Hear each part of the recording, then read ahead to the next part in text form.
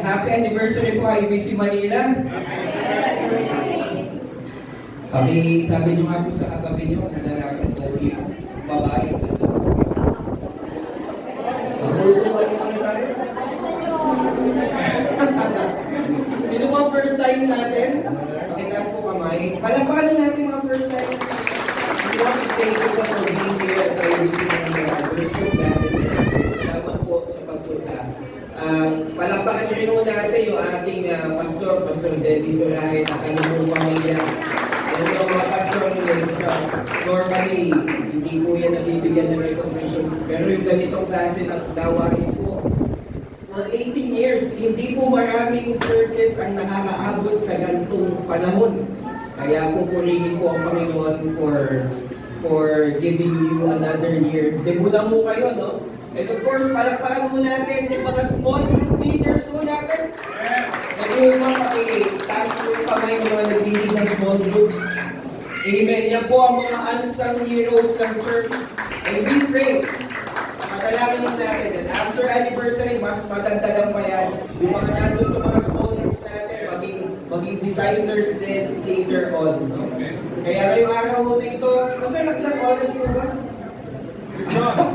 Wala mo na po yata sa labas eh. No? Kaya sisimulan natin ito. Hindi mo may papangakong mabilis na ako. Yan mo natin. Bago tayo magsimula, ang ating pong theme for this anniversary is advance. Advance. What a powerful word, no? Advance. Kapag ikaw ay nasa ibang angulo ng buhay, iba-iba rin ang dating ng salitang advance. It can be powerful negatively, it can be powerful positively. Kapag ikaw ay employer, pagkatapos narinig mo yung salitang advance, nakakalugi. Kapag ikaw rumerenta, pagkatapos narinig mo yung salitang advance, nakaka-worry. Kapag ikaw ay nagpa-check up, pagkatapos sinabi sa iyo ng doktor, advance. Medyo masasama na loob mo nun. Yung mga taga-Manila, mahilig tayo sa salitang advance. Pag tinagalo, kamantaran na atras. Hindi mo ka. Basta. Yun na yun. Usad. Or what? Opo. Diba? But it's powerful in a positive sense kasi po, pag pinag-usapan itong advance, lalo na kapag sa takbuhan, walang atrasan. Pag sa laban, walang sukuan. In biology po, naalala ko, nung kami po ay elementary, meron po kami pinakabisado sa amin, tawag doon MRSGRAL. Ano yung pastor? Ito po yung tinatawag ng mga symptoms or signs of life. Buhay daw yung isang lugar, isang bagay, isang object, kung ito ay meron ng 7 characteristics na yun. Yung M is movement. Movement. Where there is advancement, there's movement. And where there is movement, there's life. Ang panalangin ko po sa buong IBC Manila family is that the Lord will not only give us movement or advancement, but that IBC Manila from this year forward will not really just advance, but thrive and have life and reproduce life. Kasi pag pinitan natin iba pang aspeto ng buhay na organism, kasama po yung growth and reproduction. So we want to ask the Lord ngayong umaga that He blesses us with His Word at sa pagsisimula mo natin, panalangin mo tayong lahat. Panginoon, salamat po dahil binigyan mo kami ng pagkakataon sa panginggan sa Espiritu ng Katotohanan. Sinasampahan namin na harapan ka sa pagsamba namin, Panginoon. Pinalaya mo kami mula sa lahat na tumatalikala sa amin. At ngayon, Panginoon, panahon mo natin para mag-alay sa iyo ng aming buhay. Sa pamamagitan, Panginoon, pakikinig ng salita. Mangusap po kayo. Ikaw po ang patuloy ng Diyos sa pangalan ng aming Panginoon Jesus. Amen. Speaking of movement, last week po, kami po ay together with our team nasa Apis.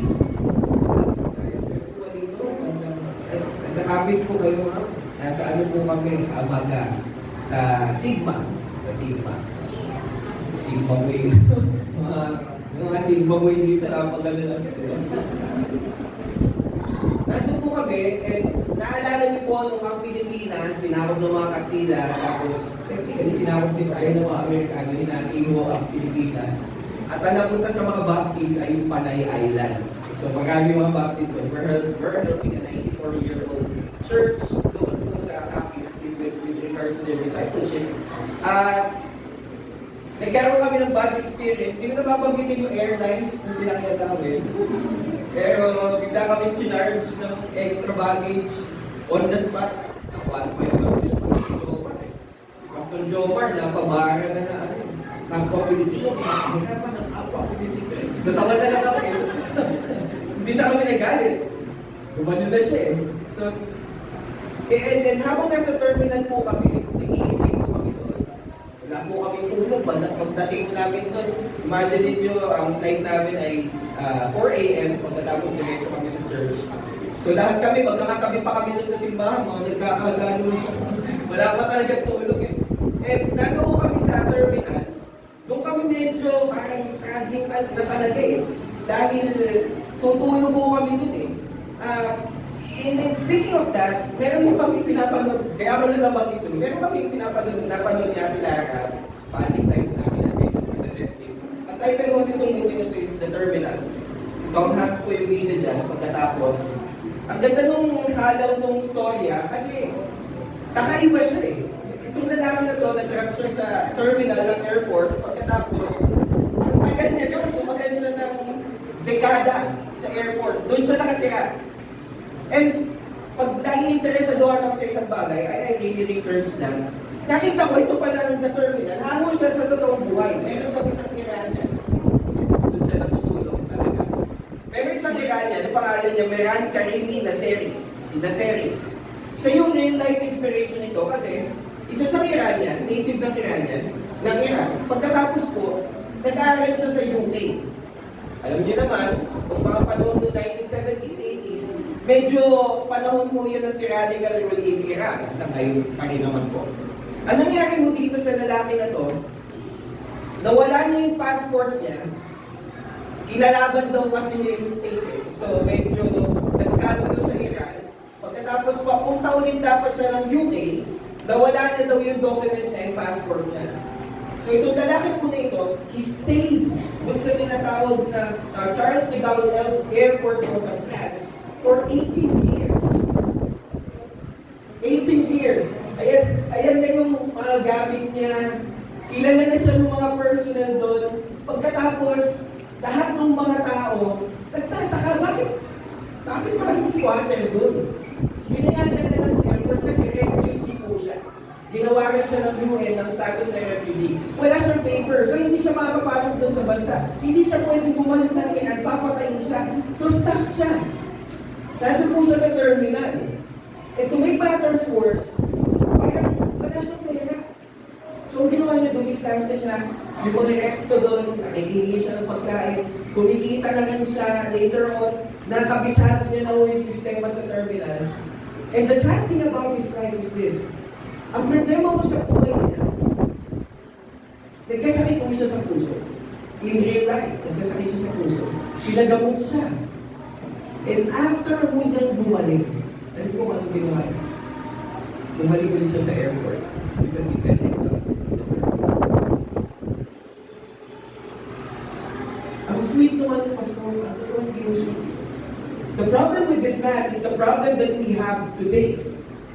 Ang problema ko dito sa lalaki na to, he traded what could be and what should be for what is. Okay na mo dito eh, kasi okay naman. He has a life, papuntang UK.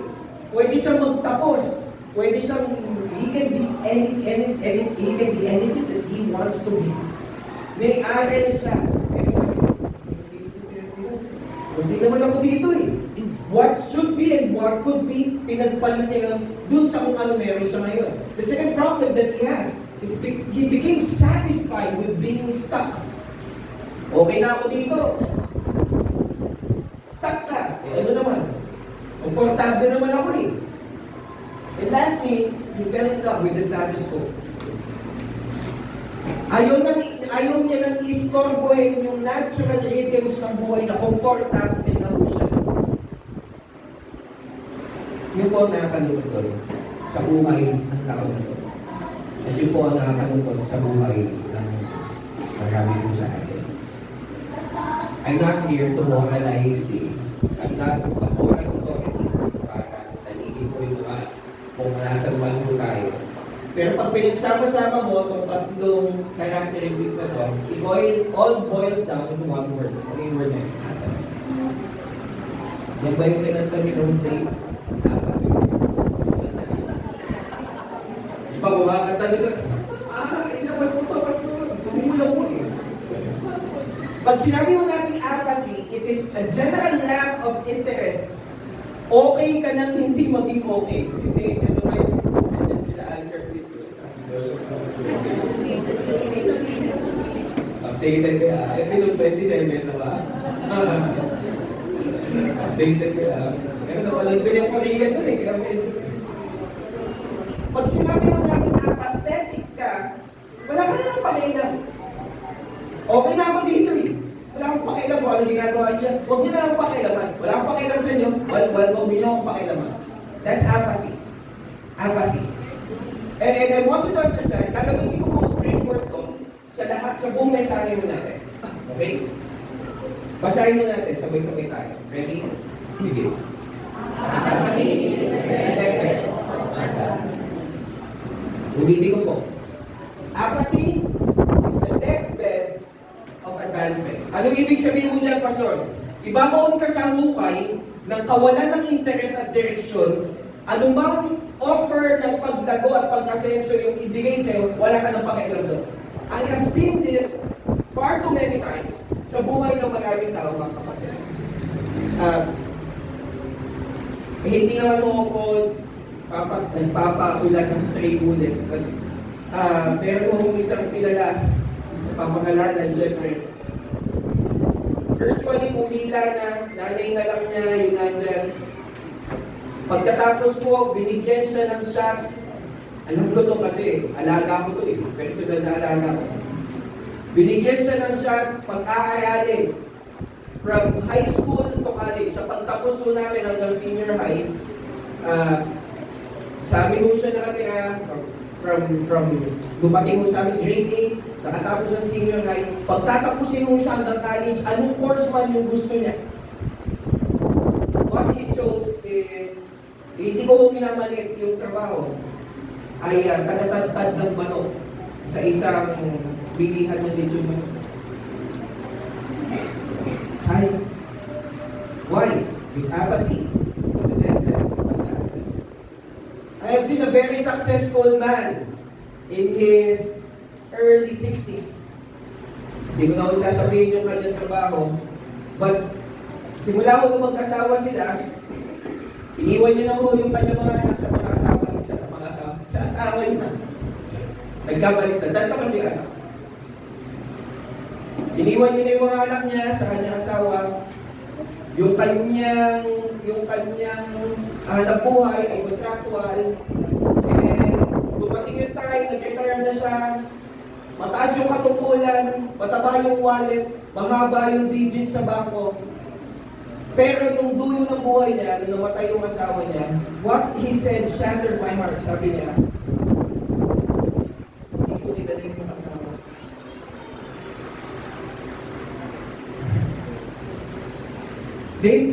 They have become so distant and apathetic to one another. Hindi na nagsasama sila pero wala nang pagsasama. If you can understand it, ganun.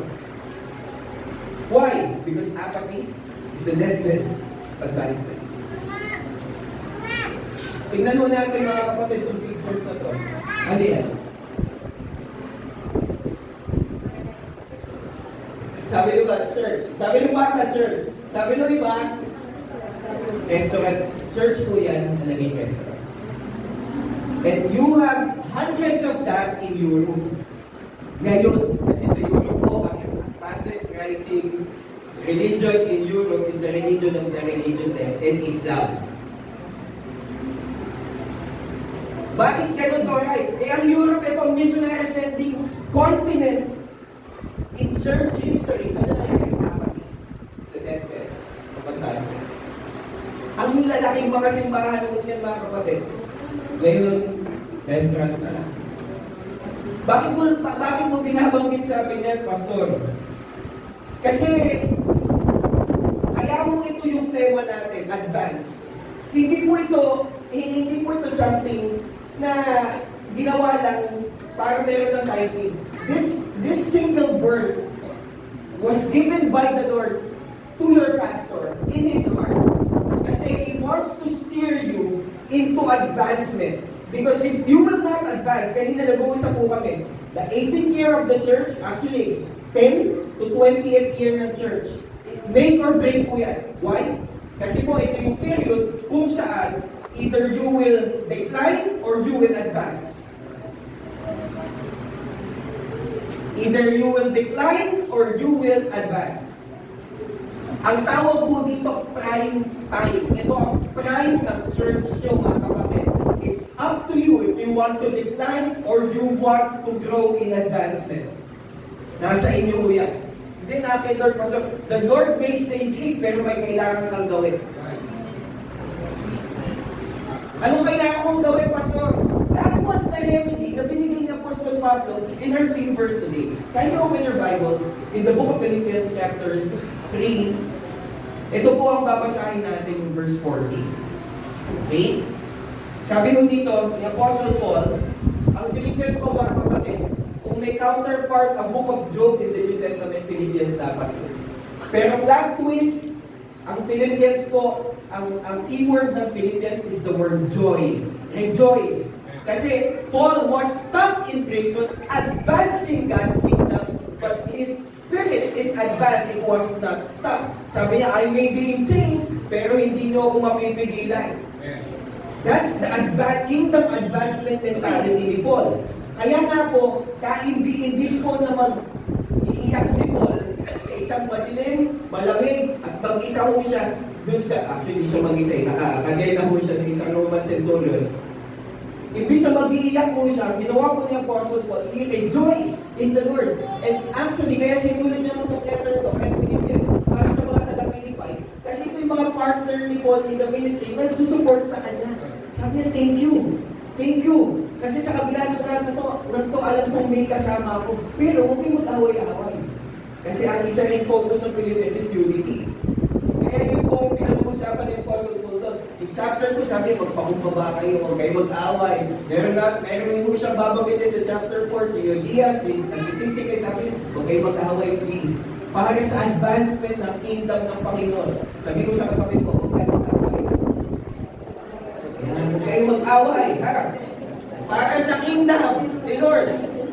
Ano sabi ni Paul? I press on toward the goal for the prize of the upward call of God in Christ Jesus. Napakaganda mo nitong verse na to, simply because it's not an independent verse. Bakit? Explain ko po sa inyo. Notice the phrase or the compound word press on. Mamaya mo, inulit na ho yan eh. Binanggit ko kasi yan earlier. Ano ibig sabihin nito, Pastor? Press on is the action. Nakita niyo po yung toward, it's the direction. This is the vision, the goal for the prize. The action si Paul, sabi niya, saan papunta yung action? Ito yung vision natin. The upward call of God.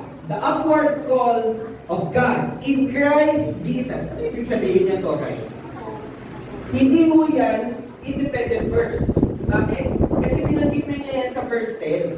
Ano yung upward call na yun, Pastor? Ano yung upward call? Ito yung upward call ni Paul. Ang sabi ni Paul, I want to know Christ. Ano yung upward call na yun? I want to know Christ. And experience the mighty power that raised Him from the dead. I want to suffer with Him, sharing in His death. Pinin natin yung upward call. Punta ako ng langit. Hindi mo yun yung sinasabi ni Paul. Ang sinasabi ni Paul, it's an experience here on earth. Na habang nandito ako sa mundo, I want to know Christ. Gusto ko siyang makilala. Which leads me to one of the pillars or one of the foundations of the message na ito. Alam points ko ito. You need to realize that your primary area of advancement advancement is your relationship with Christ. Tandaan natin mga kapatid, ang number one area of advancement na dapat lumalago tayo ay yung relationship po natin sa Panginoon. Mamaya, i-double down mo natin. That's foundational. Sino mo dito pinanganak ng 90s? Sino mo dito naranasan yung magsulat sa slam book? Yeah. Who is your class?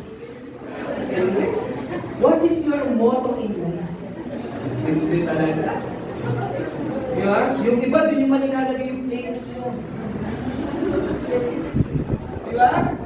Nakatuluyan yung flames. Kung titignan natin mga kapatid, si Apostle Paul, kung nung time na yun, may slam book na, ang isusulat niya ito, anong motto mo sa buhay? Anong pangarap mo sa buhay? Ang pangarap ko, makilala si Kristo.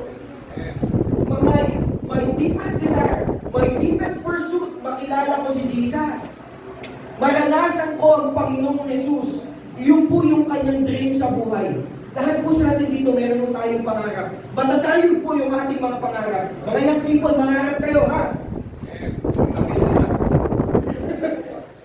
Tama yan. Mangarap kayo, mga young people. Mangarap po kayo. Yung mga young girl natin dito, nakita ko. Dito yung mga youth, mga young girl. Mga adult, nangarap na ho yan, kaya ako inaani na po natin ngayon. Right? Mga couples, mangarap po tayo. Dahil napaka-powerful ho ng vision, napaka-powerful ng hope. Ito na problema. Marami sa atin matatayo po yung mga pangarap. Magandang buhay, magandang bahay, malaking sweldo, malaking negosyo, mataas na aral, magandang trabaho, magandang ho lahat yan. Mangarap po kayo. Ito lang ho problema. Mahalaga ho yan. Pag ang tao walang pangarap, walang patutunguhan sa buhay, kagaya ng binanggit natin kanina, action, direction, may vision. May vision ka naman sa buhay. Ito ang problema. Ang problema lang po natin mga kapatid. Pag yung mga bagay na yan, yung mahahalagang mga bagay, ginawa mo pinakamahalaga sa buhay. Pag nabubuhay ka, gumigising ka, humihinga ka, para sa mga matatayog mong pangarap, mali na yun. Ano sinasabi mo to, Ray? Sinasabi ko mangarap kayo, pero huwag mong paisip yung Diyos. Tandaan niyo po, paatras, reverse ang mangyayari kung kwarta ang primerang hahabulin natin at gagawin na natin segunda ang mga Diyos na hangarin. Hindi ko po ha. Pansinin niyo po yung mga salitang gagamitin ko. Reverse ang mangyayari kung kwarta ang primerang hahabulin at gagawin lang segunda ang mga Diyos na hangarin. Ulitin po natin mga salita. Reverse. Kwarta. Primera. Segunda. Ano po yun? Hawak niyo ho. To shift your perspective in life para ibahin yung takbo ng direksyon ng buhay mo natin, mga kapatid. Huwag kang umandar pa atras. Minsan kailangan natin yun, lalo pag magbabaking ka. Pero mga kapatid, notice how Apostle Paul uses this word. Ang tawag po dito ng mga Bible scholar ay, medyo ano lang po inclusive. Tayo, ang tawag natin marami. Sila, kapag nagsusulat po sila, para bigyan nila ng emphasis na mahalaga yung isang bagay, uulitin nila yan. Pag mahalaga, inuulit. Okay, mga misis nyo, pag lagi sinasabi, pera, budget, mahalaga yun. Inuulit eh. Parang di mo lang sinasabi yung mahal mo, pera, budget mo. Mahalaga yun. Ganun din yung biblical writers. Ang ginagawa nila, babanggitin nila yung isang word, tapos babanggitin ulit nila. Yung mga nakapalaman doon, yung parang sandwich. Ito yung pinakatakbo, ito sinasabi ni Paul. Binracket ko to kasi mahalaga to. Yung question ko, tingnan nyo sa, yung Bible ko kasi, the New Testament, nasulat ko siya sa kapitang 3. sa original language niya, is to seek eagerly. Hanapin mong mainam. Ano ba? It means to pursue desperately, to seek eagerly, to pursue desperately. Kami nga po sa taxi. Tawag po dito ng mga biblical writers, call back. Minsan, kukuha sila ng mga words na common to sa audience nila. Pagkatapos, sinabi na nito ni ganito. Meron mo ba kayong pagkakataon? Meron mo ba kayo alam na verse kung saan pamilya ng salita secret? Naririnig ko na Matthew chapter 6 verse 31 to 32. Sabi dito. Kung ang ibig sabihin nun is to seek after to seek diligently. Sabi dito. Therefore, do not be anxious. Ang pausap ni Jesus dito ay yung mga nakikinig sa Sermon on the Mount. At sabi niya, don't be anxious saying, ano ba kainin namin? Ito yung sinasabi ko sa inyo, mahalaga yan. Pag di mo tinanong yan, may tama ka sa puso. Ano ba kainin namin? Huwag mo isipin yun, spiritual lang, hindi mo. Mahalaga yan. Or what shall we drink? Anong inumin namin? Para mabuhay. Ano kami mabubuhay? Tanungin mo yan. Tama yun. What shall we wear? Survival needs po ito. For the Gentiles seek after this thing. Sabi ni Jesus, normal yan, hinahanap yan ng mga tao. Bakit? Physiological needs mo natin. Mga estudyante, Maslow, hierarchy of needs. Base, physiological needs. Physical needs? Hanapin mo yung mga yan. Pero sabi ni Jesus, dahil ordinary yung hinahanap yun ng mga ordinary yung wala kay Kristo, kayong mga nasa atin, iba yung hanapin mo. Because God is not calling us to be ordinary, God is calling us to be extraordinary. God is, pangit yung salita eh. These things are normal na hinahanap. God is not calling you to be normal, God is calling you to be supernatural. Hindi abnormal. Andun na eh. Hindi mo.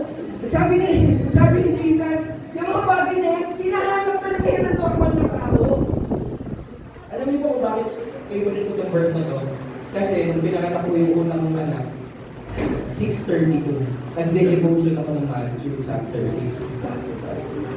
Sabi doon, your heavenly Father knows that you are. Alam ng Diyos kung anong kailangan. Pagkatapos ito sabi niya, but seek first the kingdom of His righteousness. And all these things will be added unto you. Ang dami naman nagpakita ng preaching tungkol dito. Sasabihin ko sa inyo kung anong hindi yan tungkol, kung ano yung hindi nito sinasabi. Hindi mo sinasabi ng Matthew chapter 6 verse 33 na gawin mong priority si Jesus.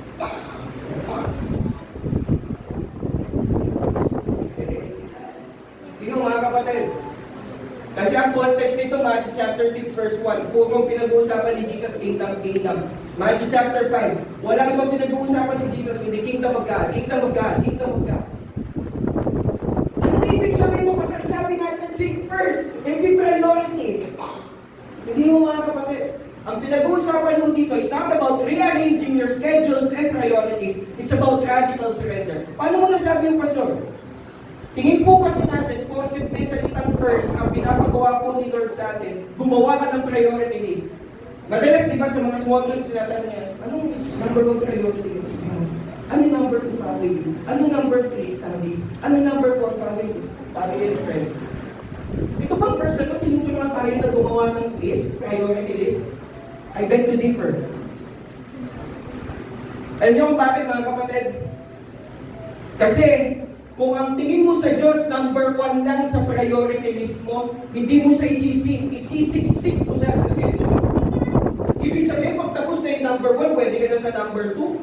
Kaya nga po maraming Sunday Christians, bakit? Nabigay ko na kay God yung Sunday ko, yung Monday hanggang Saturday, akin na yun.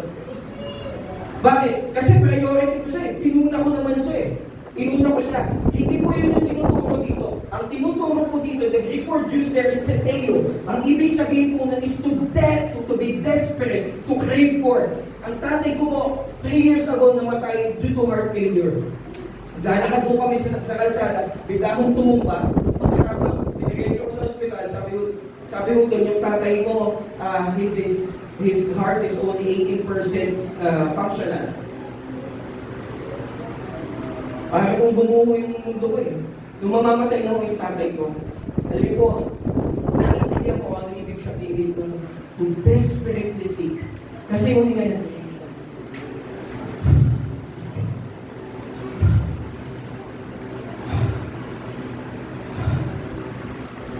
yun mo ba kakailangan more than the next heartbeat, more than the air we breathe, pero mo ba siya kakailangan? O number 1 lang siya sa schedule mo. Pag na-egis mo na, na-check up mo na, tapos na. Ano tinuturo dito, Pastor? Ang tinuturo po nung verse ito is not really about idadagdag niya yung lahat ng bakit. Ang tinuturo niya is the kingdom and God's righteousness, yung righteousness ng Panginoon. It will, ayusin mo muna yung relationship mo sa tatay mo at hari mo na makalakit mong ama. Yun yung atupagin mo. Ang sinasabi mo dito, ang ibig sabihin mo nito, lahat-lahat ibibigay mo sa kanya. Yung mga nagte-text po dito, pati pato at panablang, wala kang ititira. Bakit? Kasi siya yung hari mo at siya ang buhay mo. Hindi lang siya yung nagbigay ng buhay sa'yo, siya yung buhay mo. Siya yung lahat, tungkol lahat sa buhay mo. Huwag mo lang siyang gawin una.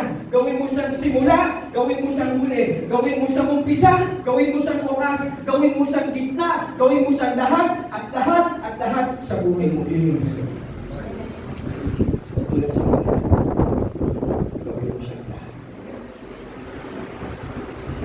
kaya ka nag-aaral, mga young people, kaya kayo nag-aaral. Galingan nyo. Kung school bukol, alam nyo bakit? Kasi sa pamamagitan yan, pinapasaya nyo yung mga mga young bro, ganun din, in your work. No? Huwag masyado mag-sick leave pagbalik kay Sandberg.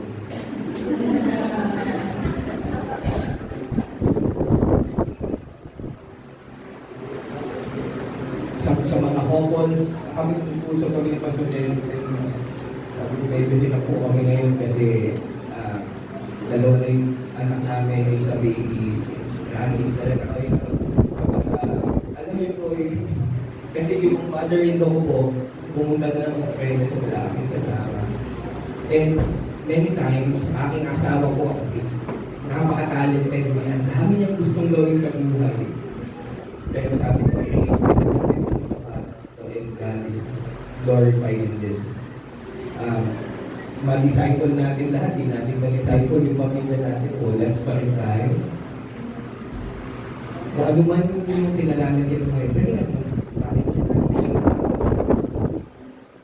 Basta nagtrabaho mo sa salungan, gagalingan mo. Para kay Cristo. Thanks na kayo. Yan ang sabihin. Yun nga, hindi tama mo muna. Kingdom muna, kingdom. Kingdom muna. Yun po yung sinasabi ni Apostle Paul. Press on. Press on. Ipinalaman niya yan. Yung ibig sabihin, maging desperado ka sa kanya. Gawin mo siya yung lahat sa buhay mo. Paano ko gagawin yung pastor? Dalawang bagay lang. Sabi niya dito, brothers, napaka-humble ni Apostle Paul. Sabi niya, brothers, I do not consider that I have made it my own. Wala pa ako dun. Si Apostle Paul na to, mga kapatid. Kaya kung nag-struggle ka dito, I'm with you ako dun. Sama-sama tayo sa parehong pangkala. Lahat tayo nag-struggle dito, mga kapatid. Bakit? Wala pa ako dun. Okay lang. At this part pressing on, hindi ka na-i-in-love sa terminal. You're not being in love with being stuck. Advance tayo, mga kapatid. Sabi niya dito, wala pa ako dun, no? That I have made it my own. Medyo magulo itong sasabihin ni Paul, disclaimer lang. Kasi sabi niya dito, but one thing I do, pero magbabanggit siya ng dalawang salita. One thing, pero dalawa. Ano yung pastor? Forgetting what lies behind and straining forward to what lies ahead. Yung unang press on nasa 12, yung pangalawang press on nasa 14, ibig sabihin, ito yung content press on. Anong ibig sabihin na mag-press on o mag-advance? Toray. Dalawang bagay mo yan. Tingnan natin. Number one is forgetting kung ano yung nasa likod. forgetting the past. Common sense lang naman nung sa atin yan. Hindi naman nung natin kailangan maging Bible scholar para maintindihan na kapag lalakad ka, hindi ka dapat nakalingon sa likod. You need to understand that your vision will dictate your direction. Kaya sinabi ko po sa inyo kanina, mahalaga ang vision. Your vision will dictate your direction. Kung saan nakapokus yung mata mo, doon pupunta yung mga paa mo. Kung saan nakapokus yung mata mo, doon pupunta yung mga paa mo. Common sense din po na kung naglalakad ka at nakatingin ka sa likod, mabubunggo ka. Kung ikaw ay nasa isang racing competition, talo ka na. Bakit? Nakatingin ka sa likod. Ano ibig sabihin ni Apostle Paul dito, Pastor? Apostle Paul used a very particular word here. Ang ibig sabihin ng forgetting, in the original language, it means to dismiss from the mind. Huwag mong pansinin. Huwag mong pansinin. Ang ibig sabihin pala nito, hindi yung kalimutan na natin na nakaraan. Hindi yung yan. Ang ibig sabihin mo ni Apostle Paul dito, ang daming verses sa Bible kasi na sinasabi ng Bible, remember, tama yun. Hindi po yun yung sinasabi ni Paul. Ang sinasabi ni Paul, whatever distracts you from pursuing Christ, tanggalin mo sa isip mo. Gusto mong i-assess mo yung sarili mo ngayon. Yung ba mga bagay hindi sinasalaksak mo sa buhay? Yung mga, kung pagkagawain kita, kung saan mo ginagastos yung oras mo every single day. Yung ba mga bagay na yun, is it worth pursuing? Is it worth pursuing? Yung mga pinaglalaanan natin ng oras, is it worth pursuing? O, ang sinasabi kasi ng Apostle Paul dito, kailangan tanggalin sa ating isip. Huwag kang magpapadistract. Sabi mo sa katabi mo, huwag kang magpapadistract. Yun po yung ibig sabihin nun eh. Huwag kang magpapadistract saan. In context, Apostle Paul was pertaining to two things. Balikan natin ha. Kaya nilagay ko dito is Philippians chapter 8 to 17. Habang context na. To give us context. Sabi ko dito, ni Apostle Paul, ano dapat mong kalimutan? Number one, any honor that makes you proud. Pag binasa niyo po yung Philippians chapter 1, chapter 3, verse 1 hanggang 8, makikita niyo po sabi ni Paul, kung ang usapan matalino, pinakamatalino ako sa inyo. Kung usapan pinaka masunurin sa batas, pinaka-religious, ako pinaka-religious sa inyo na. Pero sabi ni Paul, yes.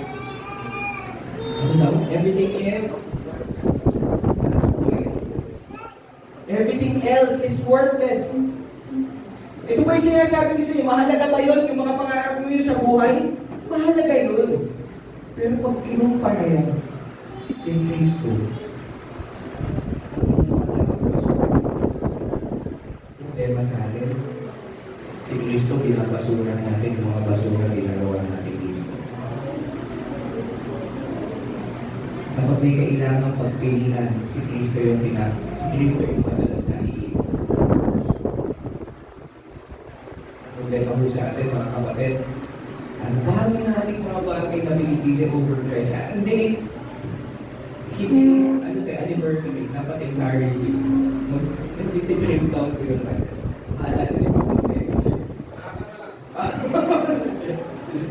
Pero, honestly po mga kapatid, many of us here, sobrang tayo ito mga pangarap natin. Pero wala si Kristo. Nakalito po, I've seen so many promising young men, promising young women. Sayang. Apostle Paul was saying, compared to the infinite value of knowing Christ Jesus, my Lord, marami sa atin, ang ganda ng career mo. Pero pagpapalit mo si Kristo para sa akin, yung mga little compromises, ginagawa niya.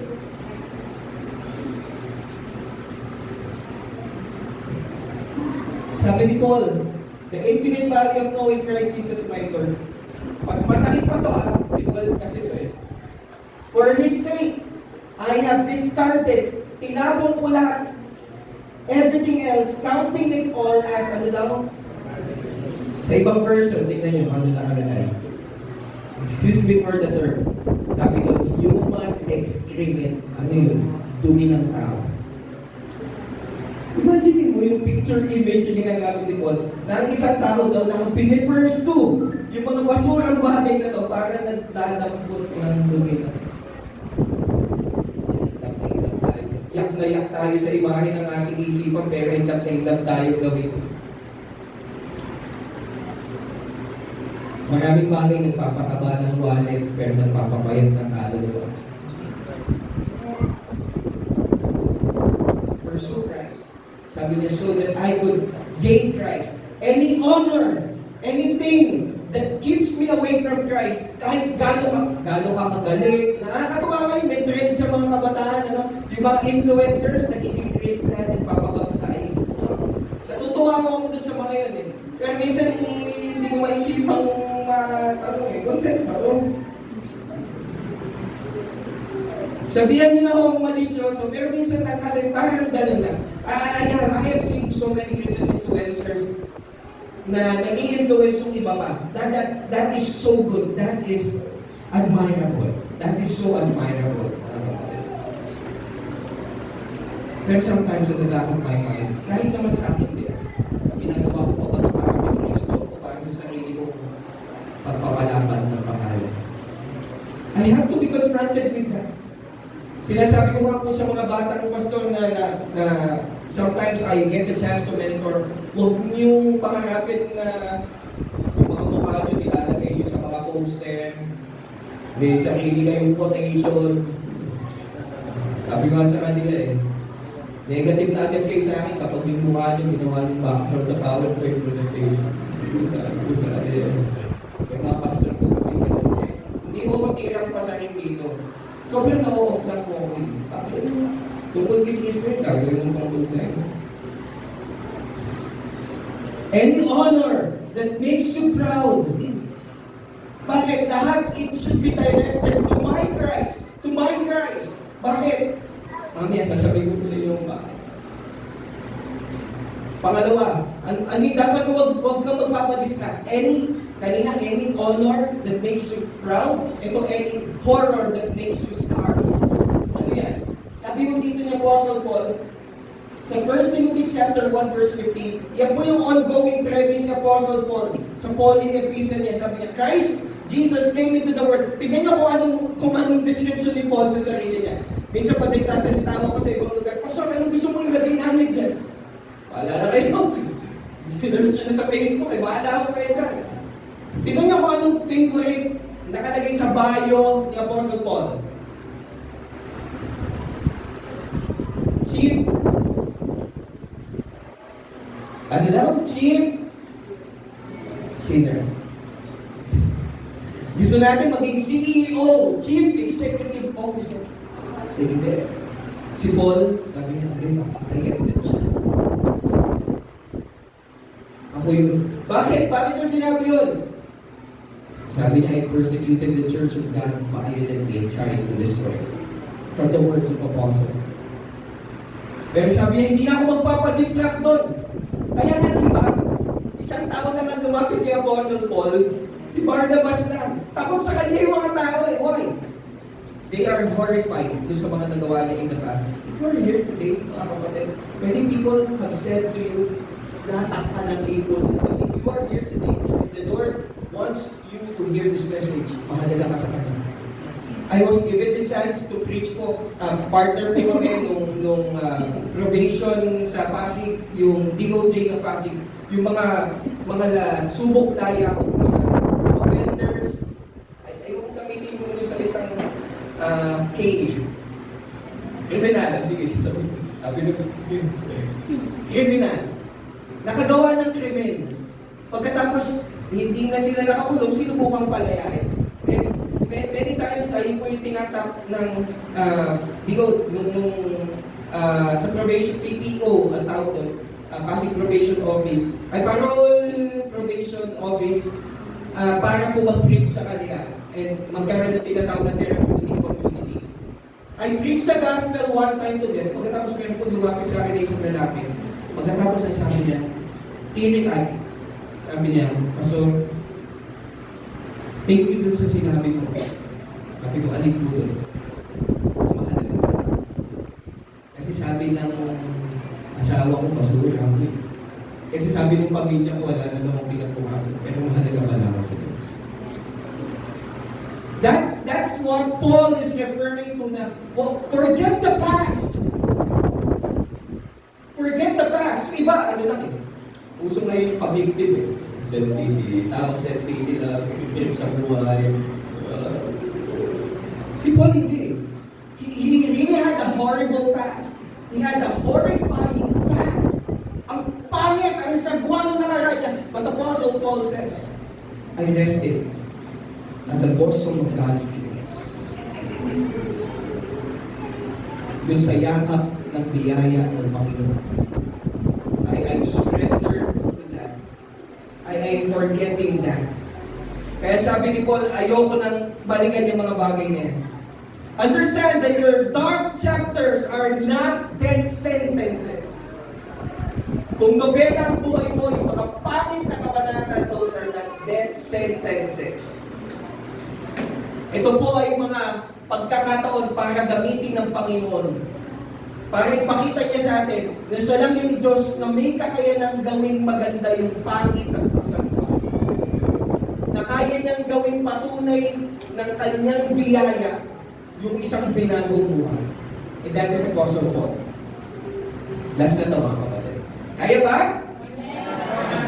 Forgetting the past, and sabi ko dito, straining forward.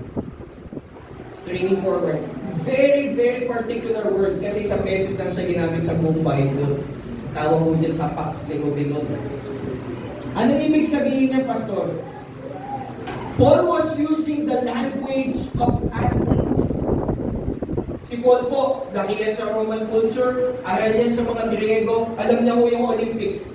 Alam niya kung gaano ka strenuous, alam niya kung gaano katindi, kahirap yung pag-prepare ng mga athlete. See, for example, Usain Bolt. Sabi nila at one point, at actually siya pa rin hanggang ngayon, the fastest man alive. Usain Bolt. Sabi ni Usain Bolt, I trained ilang taon? 4 years. Para ano? To run 9 seconds.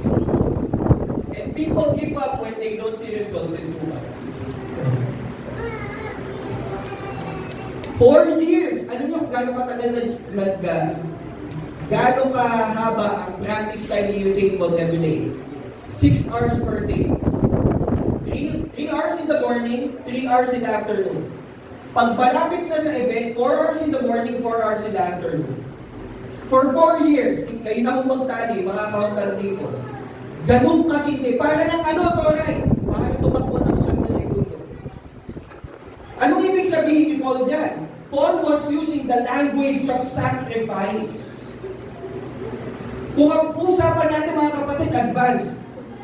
Sino dito gusto mong advance? Ito pinapa, purihin mo ang Panginoon sa apat nito. Pataas mo kamay, gusto mo mag-advance? Amen! Kung gusto mo mag-advance, kung gusto mong lumabo, kung gusto mong umabante, kung gusto mong mag-advance, English right? Kung gusto mo mag-advance, kapatid, handa ka lang mag-advance pag handa ka lang mag-sakripisyo. You want growth? Sacrifice. You want advancement? Sacrifice. There's pain in growth. Ang tawag nga dyan, growth pains. Sa mga nag-gym, alam mo nila yan. Kailangan bago ka maka-develop ng muscle, masaktan ka muna. Now, may mga sakit sa buhay na hindi naman intended ng Panginoon sa ito yan. But sometimes, the Lord will put to struggle ang isang tao, hindi dahil gusto ka lang niya mahirapan. But because He's growing your faith. But because the Lord is allowing you to undergo the process para nang sa ganun palakasin ka niya, palalimin ka niya, i-advance ka niya. Straining forward is the language of sacrifice. Sabi mo dito na Apostle, hindi pala. Contested ko ito, sabi ng iba. Pero scholarly consensus is Apostle Paul na nagsulat ng Hebrews. Sabi ng iba si Luke, sabi ng iba si Paul, pinasulat kay Luke, sabi ng iba si Apollo, sabi ng iba si Barnabas. Regardless, Sabi ho dito, ng Book of Hebrews, chapter 12, verse 1. Basahin niyo po yung nakadilaw. And let us run with perseverance the mark out for us. Alam niyo po yung salitang race na yan? In the original language, it is agon. Pamilya mo ba yung salita na yun? May English word po ba kayong associated sa salitang agon? Pinagkita nung iba, agony.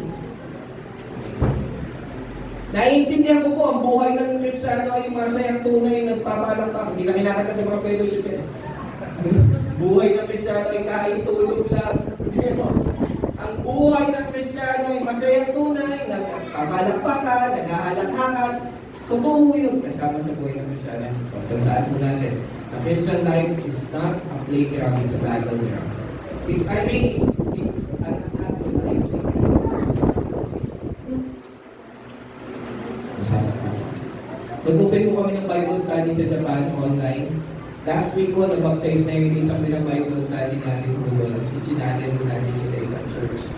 Tinag-over ko na ito kaya tinahan sa babae. So, Bible study ko, sabi niya, kung pastor, nung nabaptize ako, ang dami na yung mga paghihirap na dumating sa pamilya mo. Di ba normally yun? Sabi ko, welcome to the Christian life. That's Christian life. That's the Christian life.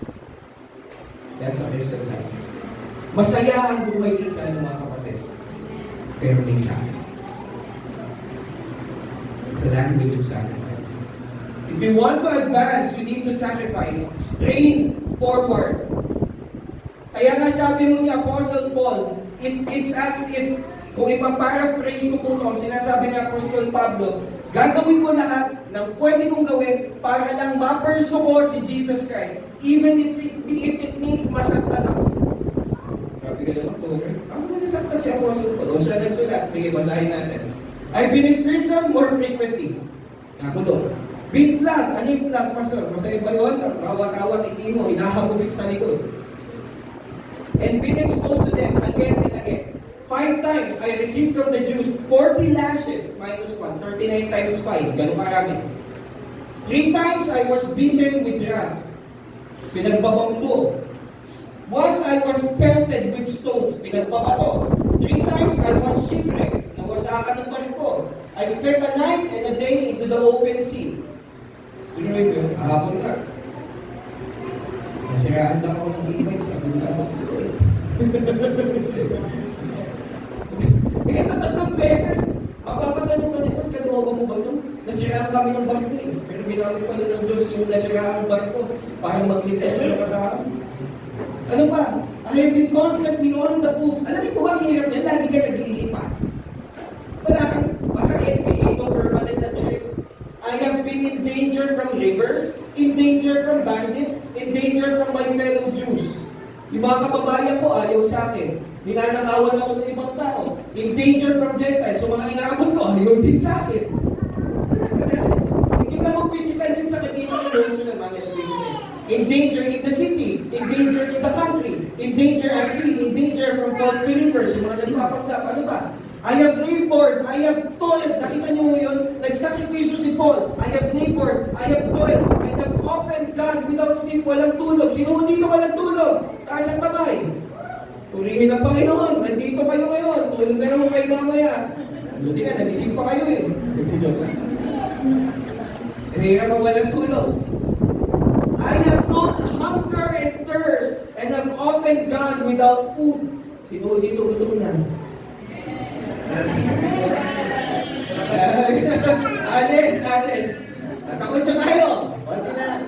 Ito ba masakit? Sabi mo, kahit ito, kahit pinigil. Kaya nasa mo lahat yan. Walang damit na maisusot, walang pagkain na makakain, walang maiinom, wala ang lahat, wala akong masasandalan, wala akong kasama sa gawain, naranasan mo lahat ng yan. Ito pa, emotional. Besides everything else, I face daily the pressure of my concern for all the churches. Kaya kung gusto niyo saktan ng pastor niyo, magloko kayo. Alam niyo kung bakit? Sa bawat miyembro ng lolo, may isang tao, hindi ka ng loko ng pastor ang mawawala. Hindi, sa totoo lang ho, gusto niyo medyo sumama ang loob ng mga kapastoran. Alam niyo po kami mga pastor, we pray for you. We love you. Hindi ko tumawalan po ka. Pag nawawala po kayo sa simbahan, mga kapatid, hindi kayo gumagawa ng gawain, masakit po sa amin. Yung this apostle, ang daming churches na pinlan, nasa isip niyo, emotion.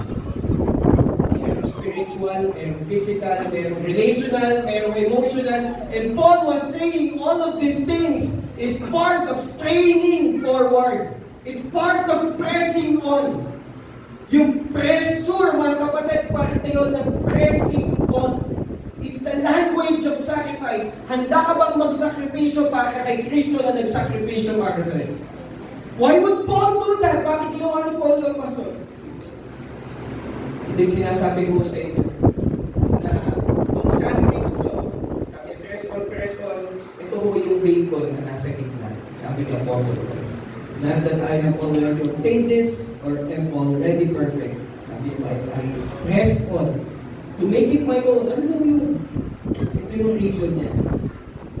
Bakit ko gagawin lahat yan? Ito yung reason. Because Christ, Jesus, is paid me. Inikilabutan mo ako kung pinag-aaralan mo ngayon. Hindi pa rin naintindihan ng Apostle Pablo. One thing that the Apostle Paul understood is this. That Paul made Christ his ultimate pursuit. Because he understood, Paul understood that he was ultimately pursued. Kaya niya binibigay yung lahat-lahat niya para kay Kristo kasi naiintindihan niya, binigay ni Kristo yung lahat-lahat niya para kay Apostol Pablo. Kaya niya kayang iwan yung kanyang kaluwalhatian kasi si Kristo iniwan yung kaluwalhatian ng kalangitan para lang maabot siya. That's why Paul was saying, kasi si Christ. Kasi naramdaman ko yun eh. Kasi ang sagwa ng buhay ko eh. Kasi pinersecute ko siya eh. Now, this is my chance. Yung iba ko sa inyo, ang gaganda ng story mo. Iba sa inyo dito, wala naman kayo dati ng mga tinatamasan nyo. Ngayon, wala kayo dati na. Pero ngayon, meron na. Binigyan ka ng biyaya ng Diyos. Anong rason mo para hindi magpatuloy ang pagbagamit para sa Panginoong Jesus? Yung palang niligtas sa inyo, this is not a guilt trip message. Pero ito po eh, yun yung emphasis ni Paul. Sabi niya, he made me his own. He made me his own. Alam niyo po, fascinated po ako sa science. Tayo po ay nasa solar system. Tinanggal na rin yung Pluto eh. Ayan, dati po na lang siya.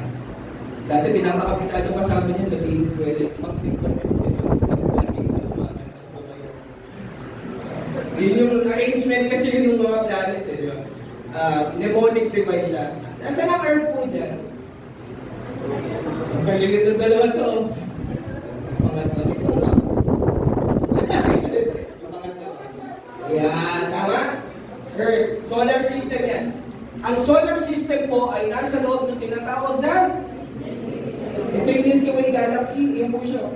Yung solar system. Ang sukat o ng buong Milky Way Galaxy, paano din nasukat yung pastor? Hubble telescope. Ngayon may mas bago na eh. Ang sukat po niya is 100,000 light years. Sisimula pa alam mo sa 100,000 light years. Alam mo gaano ka bilis yung light years? Ang speed of light po ay 300,000 kilometers per second. 300,000 kilometers, isang segundo. Kanina nga, nagmomotor kami ni Pastor, pas. Kala niya daw, pas. Binilisan eh. Pag nagpapatakbo ka sa, feeling mo, ang laki ng the world, 120 sa expressway, no? Bilis ko, 300,000 kilometers per second. Pag bumiyahe ka ng 300,000 kilometers per second sa loob ng isang taon, ang tawag doon light year. Ang isang light year ay katumbas ko ng 9.46 trillion kilometers. 9.46 trillion kilometers. Yun yung para lang ma-traverse mo, malakbay mo yung Milky Way Galaxy from this point, from the starting point to the end point. Ang Milky Way Galaxy po mayroong 100 million stars. 100 million stars. Alam niyo po ba na sa observable universe, mayroong 2 trillion, 2 trillion na Milky Way na galaxy. Trillion. Mas malaki pa to kaysa doon sa mga ninanakaw ng mga billion na yun. Susunod, trillion.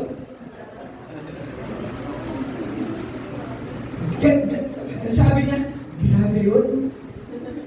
Ito talaga, grabe yun. Kasi ganun kalawak yung universe na ginawa ng Diyos.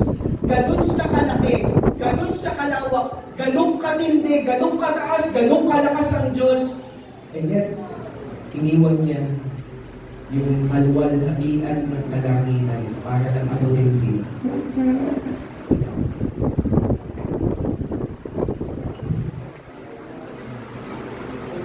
Pagkatapos, kung titingin ka sa salamin, makikita mo yung mga pinagyayabang mo sa Diyos. Makikita mo yung mga hiyang-hiya kang bagay sa Diyos. This is the person na pinursu ng Diyos. You are loved beyond measure. To the point, mga kapatid, na iniwan ni Jesus ang malaki ang kalangin mo para lang ulit niya. Kaya si Paul motivated to advance the kingdom of God. He came so far so that we can be this close. He came so far to the point na namatay siya sa krus ng Kalbaryo para yung tugong dadanak mula sa kanyang katawang na mayubay sa krus, yun yung tintang ipang susulat niya sa pangalan mo doon sa libro ng buhay. Ganun ka kamahal ng Diyos. If you are new here at IBC Manila, one simple message na gusto ko lang sabihin sa inyo, that IBC Manila is standing for, una sa lahat, lahat ang tao. Hirap din naman yung message niya, Pastor. Pero pinahalagahan ka ng Diyos ng kanyang talinti. Ako wala akong kwentang tao. Pinagkaiba lang po natin ngayon, may mic ako. Alam ko yung mga bagay na kinabagsak ako. Alam ko yung mga bagay na kapag naiisip ko parang binubuhusan ng asido yung ano ko, I am here today. Di dahil hindi naman ito the grace of God because He made me so. 2 trillion galaxies. Pagkatapos sasabihin ng Panginoon, tatawagin niya yung pangalan. At sasabihin niya, akin sa akin sa akin sa akin. Sabi ko, ito nakakakilig naman yung pastor.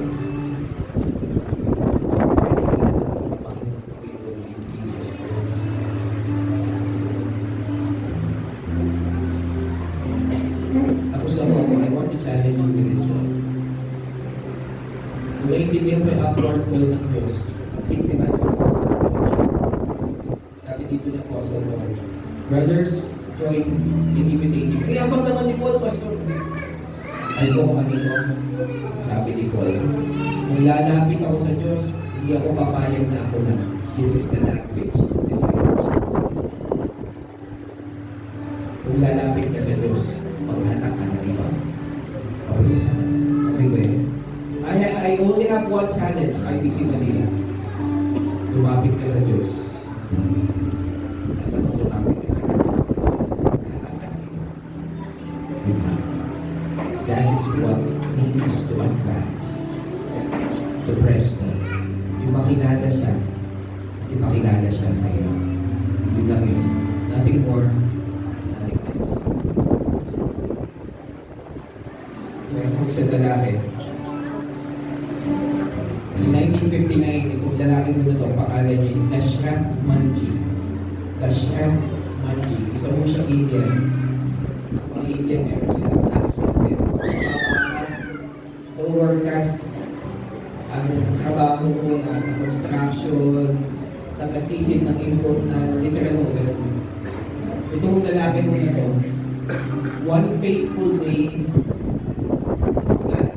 nakatira mo sila sa isang lugar na hindi accessible lang sa maraming tao.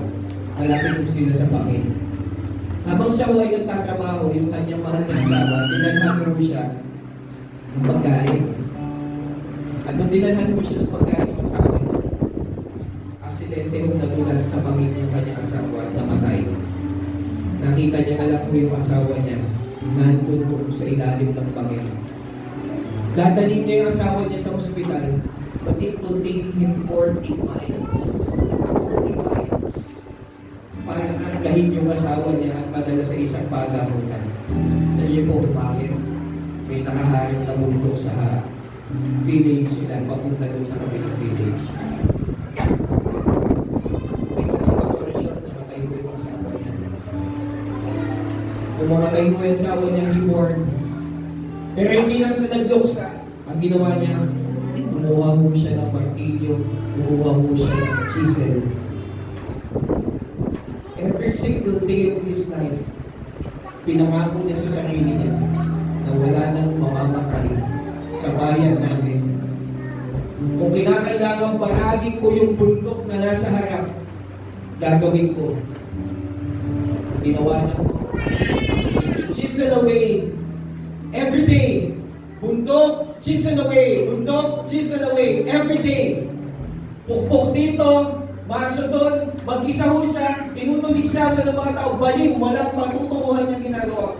But he had one single purpose, to press on and to advance and to move this mountain. And for 22 grueling years, mga kapatid, 22 years, he made the impossible. Sa pamamagitan ng kanyang dalawang kamay, isang pusong committed na gumawa ng daan kung saan walang daan for 22 years. He got the path. Ito mo yung mismo mundo. He carved a path para sa wala na mamatay sa village. Yung 40 miles na biyahe, naging less than 10 miles na. All because one man committed his life to advance a purpose, a cause. Mga kapatid, may cause na tayo. At ang cause natin ay si Kristo. I challenge you today. Ano man yung struggle sa kinakaharap natin? Ano man yung bundok na pagyamuso natin? Pagkain mo kung ano pinapagawa ng Panginoon sa iyo. Gawin mo lahat at lahat sa buhay mo si Kristo. Pastor, hindi ako pwede. Dami ko nagawang kalokohan. Forget the past. Pastor, dami ko nagawang isa sa revelation. Straightforward.